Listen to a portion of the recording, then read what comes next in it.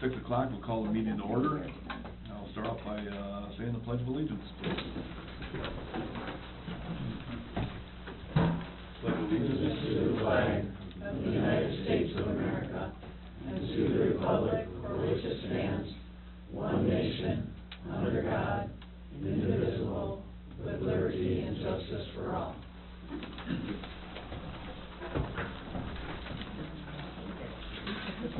All right, we'll start off with, anybody have any changes to the agenda this evening?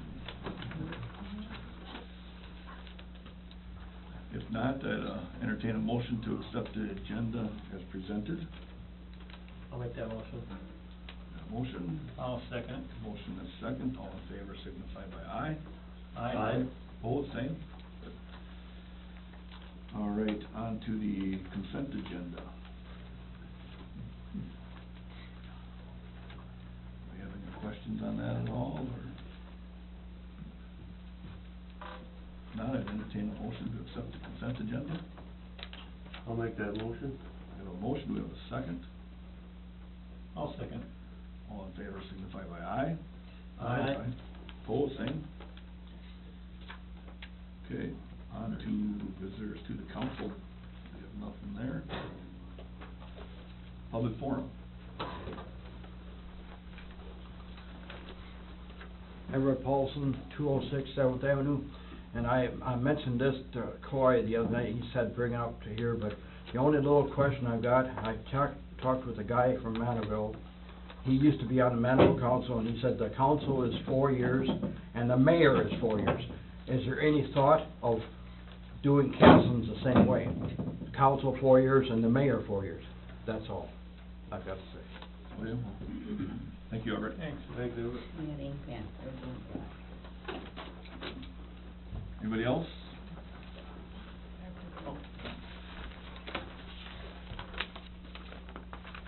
John Southcott, 306 Fifth Avenue Northeast, Casson.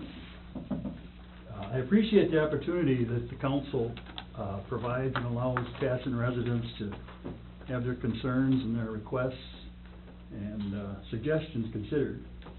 Thank you for the public forum. It's a privilege to stand and talk to you tonight. I'd like to make a suggestion and then ask a question.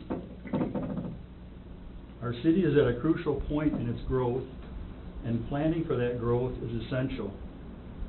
At this council's last meeting, it was decided to begin the process of treating all the sewage from our sister city, Manorville. Our two cities will be linked together with what I call a poo pipeline. That pipeline will be installed through an area that the county has designated as Urban Expansion District. I suggest that our city get on the front end of planning that area, since we are definitely on the tail end of that pipeline. Eventually, through that growth of the two cities, I would expect that our city borders are going to be shared at some point. We need cooperative planning for that growth and that area between our towns. Planning is very important. In fact, there's an article in the Post Bulletin tonight about how important planning is. So at the very least, our comprehensive plan should be reviewed and amendments recommended. That will require regular meetings to protect the city of Casson's interests. To save money, I suggest we establish a citizen group that could work with planning and zoning to begin reviewing the comp plan. That is my suggestion. And now my question. I'm referencing the City of Casson's website. It lists Mr. Coleman as a council appointee to Park and Rec. Mr. Buck listed as a council appointee to the Park Board. And Library, thank you. And Mr. Borgstrom is the council appointee to Planning and Zoning. I may have forgot some, I think EDA but anyway. So my question is this. Why is Mr. Borgstrom not allowed to chair the P&Z meetings? Is there a conflict of interest that prevents him from performing this requirement of our ordinance? Personal opinion, I don't feel there is a conflict of interest, but it raises the question. The easiest way to answer it is follow the ordinance, let Coy chair the meetings. He's been elected to the council, we know who he is, we elected him, he was appointed to P&Z, he's fully capable of chairing a meeting, and didn't expect him to chair this one, but he's proving it tonight. So, thank you. Thank you.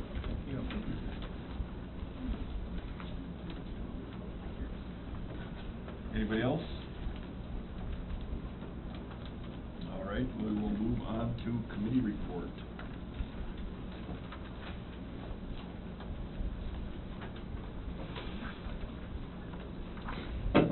Thank you.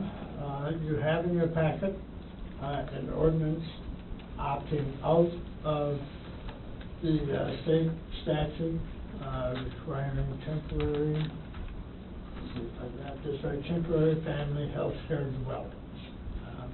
We discussed this previously at the city council. It was referred to the planning commission.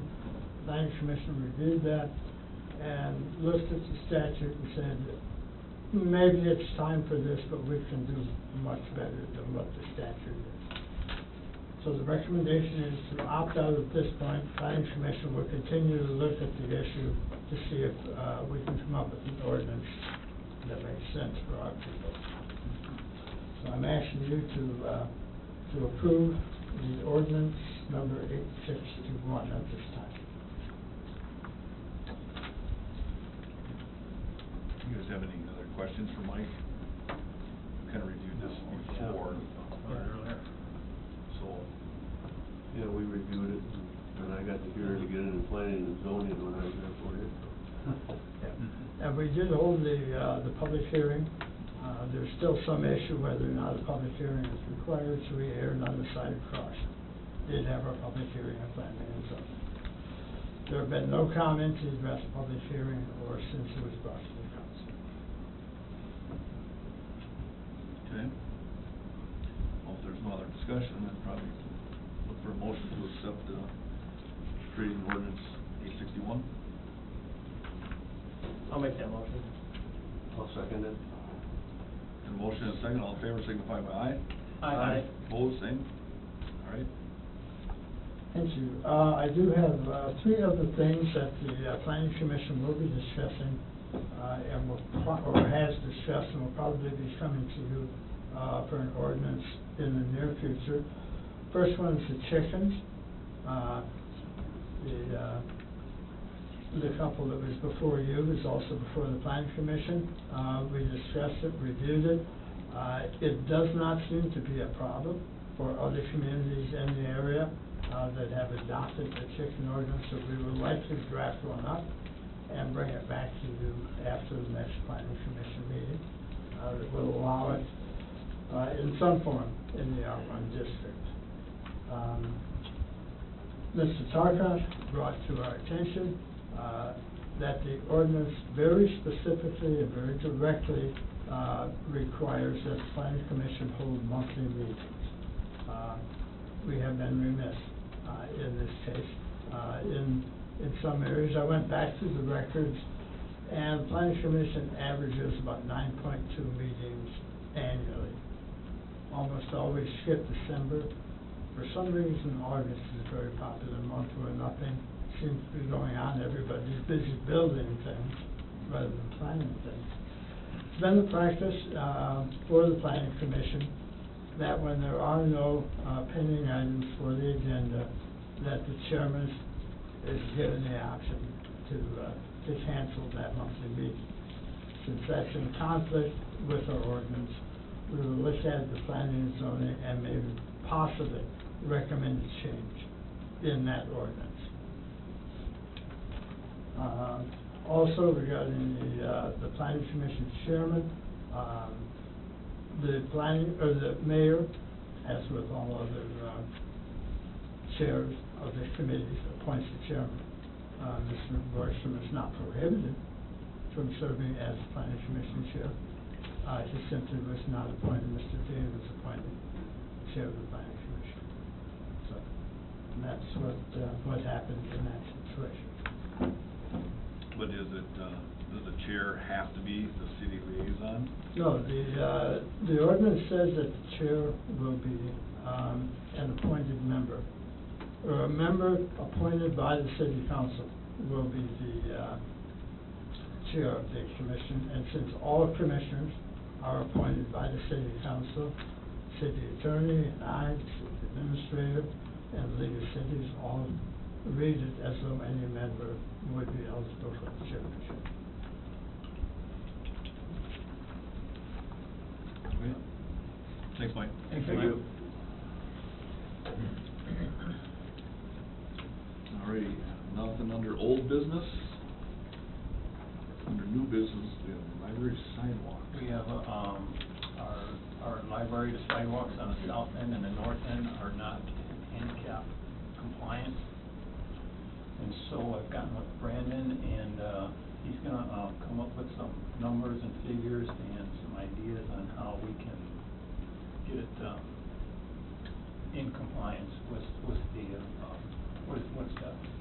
EDA, Americans with ADA, Disabilities yeah. Act? Yeah, thanks. So, he should have some numbers and everything for us at the next meeting, and, we'll have some ideas on which way to go then, and then, we'll bring it forward then. But I wanna get something rolling and let you guys know that this was happening. So is this just that curb on north and south end? Yeah. Street curb? Correct, cutting the curb head off and then running the sidewalk down to the gutter and installing truncated domes, the domes that we installed out here on the concrete in front of the city hall here, so that's what we'd be looking at doing. Sidewalk parking lot is handicap accessible. Yeah. Correct, yep. Yeah, so. Alright, perfect. That's it. Then just mention that there's also something else to look at. There's supposed to be some sidewalk going toward that playground equipment. Right, but when they start putting the playground equipment in, that's when they're gonna start putting the sidewalk in. So if they're planning on continuing that down to the church or something at that time, we don't wanna do some of this twice, you know? Do it all at Turn once. it. No, we'll get it all. Try to put this in a little bigger picture and look at it too. Okay. That it? Thanks. Alright, mayor's report, I'm just I'm sitting in for the mayor because he had continuing ed classes he had to get taken care of, and he will surely make it. On to the administrator's report. Okay, so I'm just gonna start talking a little bit, I was getting called about bus stops, you know, and as a city, we don't usually think about, well, where are the school buses stopping in the city? So I did reach out to Larry Meeker, who's the transportation director for Casson Manorville Schools, and he and I talked a little bit. He started off a little bit defensive, and I was like, no. You know, this is to find out how the city can help you and how we can work together. We do have a Safe Routes to School initiative that's kicking off pretty seriously here at the end of next month, so it's definitely a talking point that we should have. I asked him to get feedback from his bus drivers to let us know if there's any particular challenges that they're facing on city streets. And one intersection that was brought to my attention was 8th Avenue Northeast and 3rd Street Northeast. It's right now it's a two-way stop.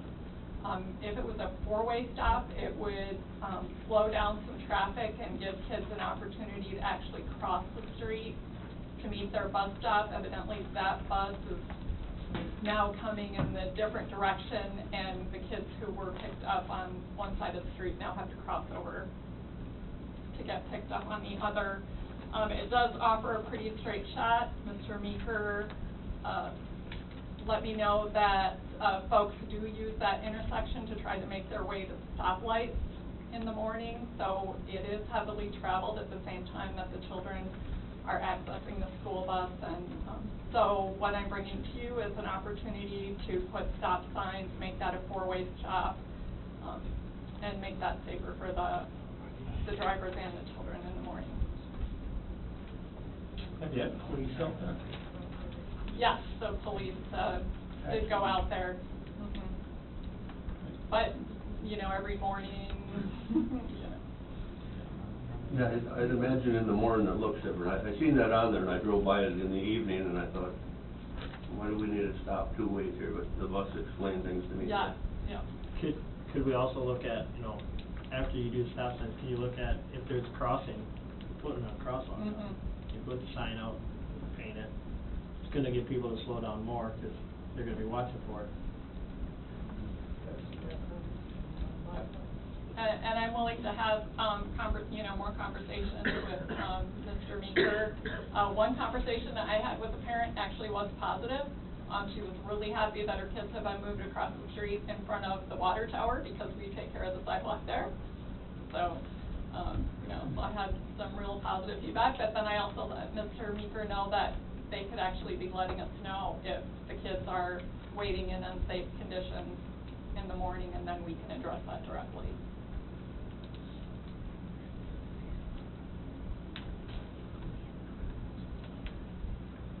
Anything else? I mean, I think it's a good idea. Do you need some action on that? Yeah, No. yeah. No, I think it's a good idea. Want to make a motion on that to put the four-way stop in? I'll make the motion. I'll second that. Got a motion second, to put the four-way stop in at, 8th Avenue and 3rd Street Northeast. All in favor signify by aye. Aye. Opposed? Same. All right. And then the next would be the canvassing board. The city council acts as a canvassing board following the election in November. And we need to set up a special meeting for you to take care of that particular duty, sometime the week of November 12th through the 18th. It'll be a less than 5-minute meeting, I only need a quorum. You just look at the tapes, you look at the numbers that I put on there, you say, yep, everything matches, this is fine, you sign off. I have canvassing at the county at 10 o'clock, Monday the 14th. So whenever you're available, whenever I can get a quorum, 3 people available, like I said, it'll be less than a 5-minute meeting. I'm open to any date, I guess, whatever happens. Do you want me just to email you and have you guys give me, I can throw out some potential, I don't know if 8 o'clock Monday morning, the 14th would work, or? I was looking at nighttime. I was looking at nighttime. You were thinking at nighttime? Okay. Why don't I just email with you with some potential times or something then? Because it'll be right after our normal meeting. Yeah, that's right, and it has to be 3 days after the election, so the normal meeting is the day after, and it has to be before 10 days after. So we only have that window of that Monday through Friday. Mm-hmm. Can we throw it in on the council meeting afterwards, or? No, because it's too late. That has to be 3 days. Planning Commission, 14? Yeah. Yeah, can we do it, 5 minutes before the planning commission meeting on the Planning 14th? Commission, 6:30, right? 6:30. Yeah. Yeah. So we'll, 6:15 on the 14th? Let's just say 6 in case, whatever. It won't take long, I guarantee you. Okay. All right. Famous last words. I didn't know that today. On 14th. 6 PM. Send out a. I will send out, I will post it as a special meeting. Okay. That'll work. Thank you. And the third item is that, we did provide in your packet, an agreement for temporary financing for the wastewater treatment project. And I need your approval to move forward with that temporary financing.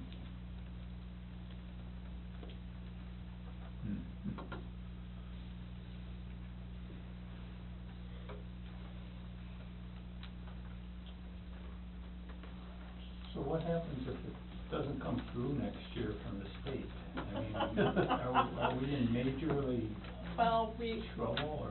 Well, we would just be bonding on the open market for that, yep. All right. We gotta move forward. Tough part is, Yeah. I wish we could've gone the other way. I mean, obviously we Right. don't, cause this is gonna cost money that we didn't need to spend in extra financing.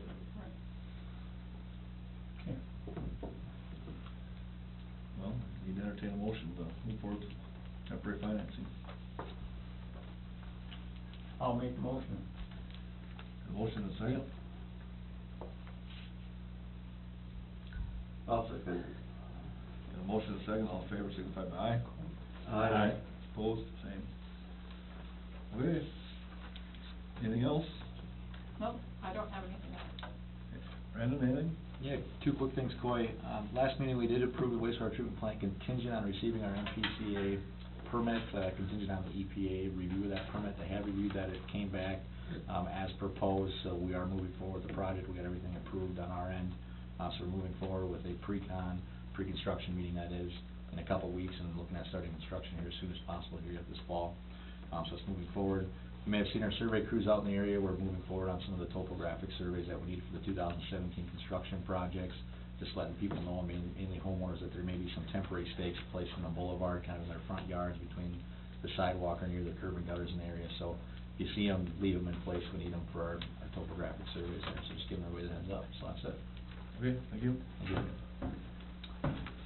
Nothing on personnel and attorney report. Mike, touched on the planning and zoning, commission ordinance, so I don't really have anything to add to that. He touched on the possibility of amending the ordinance not to require, monthly meetings. So he kinda covered all that. So I don't have anything more than that. All right, thank you. We have the correspondence, I'm gonna say the second word wrong. Athenian. The Coleman Athenian dialogue report, Idaho Places Matter, department head meeting report.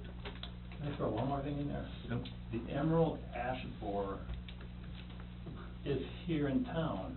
The city has been quarantined. You cannot cut your ash trees down and take them and off to another county that isn't quarantined or doesn't have the bug. There's a very important meeting October 3rd at 6 o'clock, and I believe it's gonna be at the Community Ed Center about this. This is a statewide thing. It's a mandatory thing that ash trees are gonna have to start coming down. There's options, either, inject them to save them, cut them down, things like that. So we're gonna have a couple of people from the state, and of course, Ronnie Unger's gonna be there to, help explain every detail of what's going on with the ash trees. I don't know if all of you have been around long enough, you know what happened with the elm trees years back. They had to all come out. Somebody said, well, that's cool, let's plant ash trees. We got a lot of ash trees, and now they've got the bug, and they have to come out. So October 3rd, it's a Monday night football, but we're gonna try and work around that. But it's really important, and there'll be a lot more information about this coming out. Where's that? Community Ed Center. So, Can I ask about Yeah. that? What about like behind our fence and that, all the ash trees and all that, is that the DNR that's responsible for that, or? If it's their property, they will be responsible for it. Okay. The city's responsible for the boulevards and the parks, and then the homeowners will be responsible for whatever you have on your own personal property. So along the creek is the DNR? Yeah, yeah. Okay. Did you hear any, thing on what is the cost of treatment there? I've heard some local stories. It's depending on the size of the tree, it could be $240 every 2 years, or $160, or if you got a little one. Yeah, they just had a 13-inch tree done It's for not gonna matter. $120. Yeah, So it goes by the size of the tree, actually. yeah. So the bigger the tree, obviously, the more you're gonna pay. There is a 99.8% survival Survival. with the injection, but it has to be every 2 years, For, the life of the tree. I like that tree. Well, you kinda gotta look at, Yeah. tearing it down. You have somebody come in, if you got a 30-inch tree, you know what it costs to tear a 30-inch tree down. Yeah. You're talking probably $2,000 or better. You start adding it up. It depends where the tree's at. If it's your shade tree, you might wanna think about it. Yeah, it depends on your age, if you're gonna be. You got it. So, I mean, when they started these injections, I believe it was like a 75% Yeah, chance. it came up and a lot in the last. Improving, and, it was suggested that maybe in the future, they'll come up with something that'll wipe this bug out.